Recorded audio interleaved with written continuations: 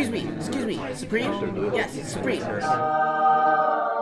We wanted to know what your inspiration was for this week's drop list. Huh. I do see the resemblance. I feel like I'm chosen. I'm covered in gold.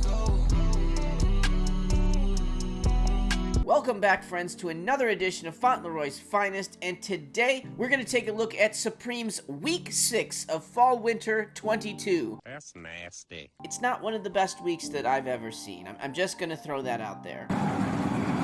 Before I get into this dumpster fire of a week, though, I want to make sure that you guys are subscribed to the channel. I have been doing live streams Mondays and Wednesdays, and we do raffle Wednesdays every so often, so make sure that you are a subscriber. Make sure you have the notifications turned on if you want to be part of those raffles. And make sure that you go ahead and join the Discord so you have all of the up-to-the-minute information for everything streetwear related. Whatever, hippie. Let's jump into this Week 6 list.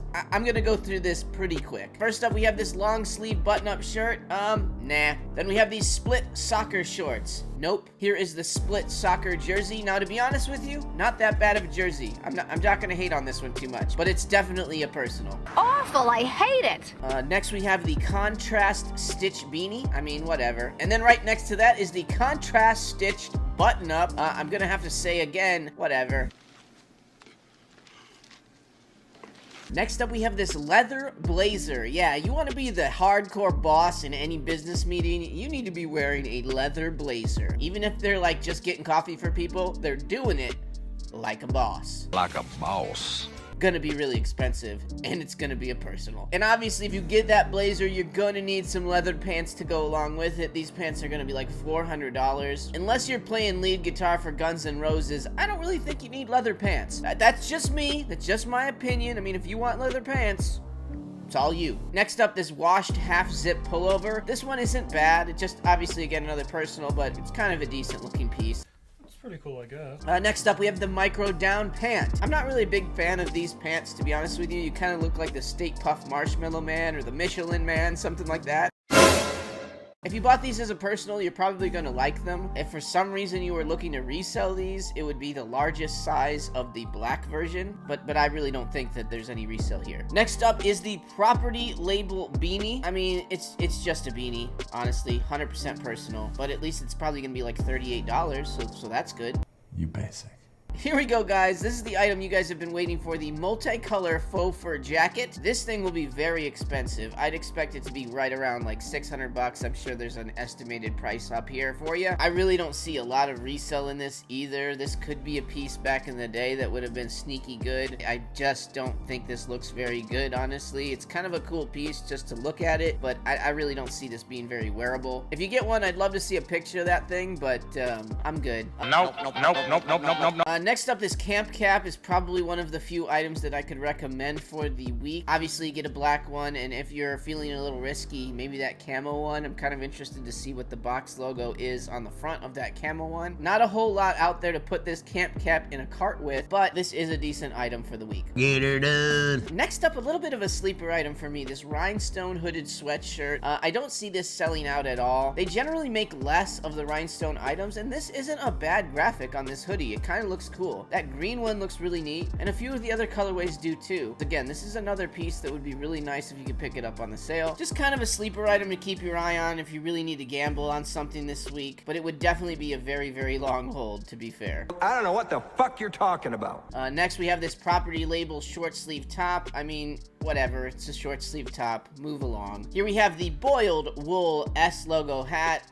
This is okay. I don't really see a lot of great things that come out of these wool hats. They're really heavy and you really can't wear them unless it's cold outside. That being said, it is cold outside and S logos have been doing pretty well. And this is something a little bit more unique than we've seen before. They have those nice leather straps on the back, so they're gonna be a premium price. But I think if you were to gamble on like the black one, maybe even the purple one, the brown one, you should probably be able to make a little bit of money off of these hats.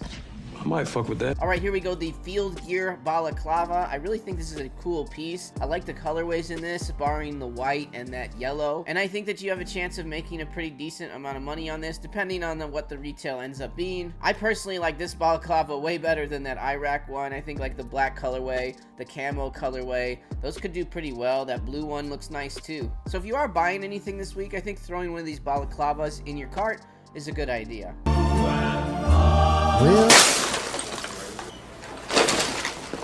Alright, next up, I'll have to say this is the best clothing item of the week. This micro down HalfZip pullover. Usually these do okay, but normally they have a white or cream colorway with a red box logo on it. They're not showing us that colorway this time around. Do I think this is something you should target for reselling? No, not really. But again, if you were going to, I guess I would say go XXL black, but my hopes again are that something like this hits the sale. I think we're gonna have a lot of great opportunities in the sale. There's just a lot of things that have been sitting and sitting and sitting, especially when it comes to these types of jackets and the hooded sweatshirts. But at the end of the day, I think this is a really nice piece. Again, I just think it's a personal or a very long hold.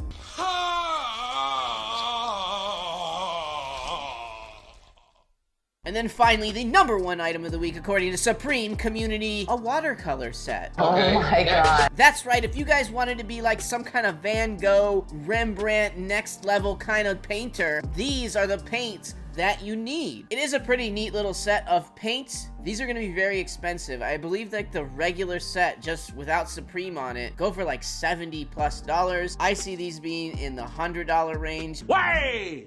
Why? I know Supreme's got to put a little bit of a tax on it, and even with a little bit of a tax, they're already at $100. Again, this is a really cool item, but at the end of the day, I just really don't need watercolors for over $100. I just don't. Again, cool item, cool personal. I don't see reselling these at all. You don't know shit.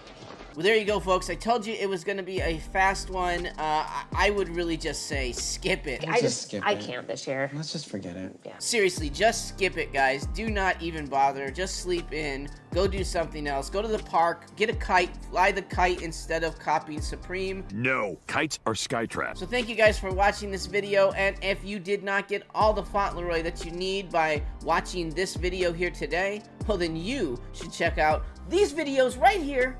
Twist my finger, got the game with me. Bought my purple ticket, got some rain on it.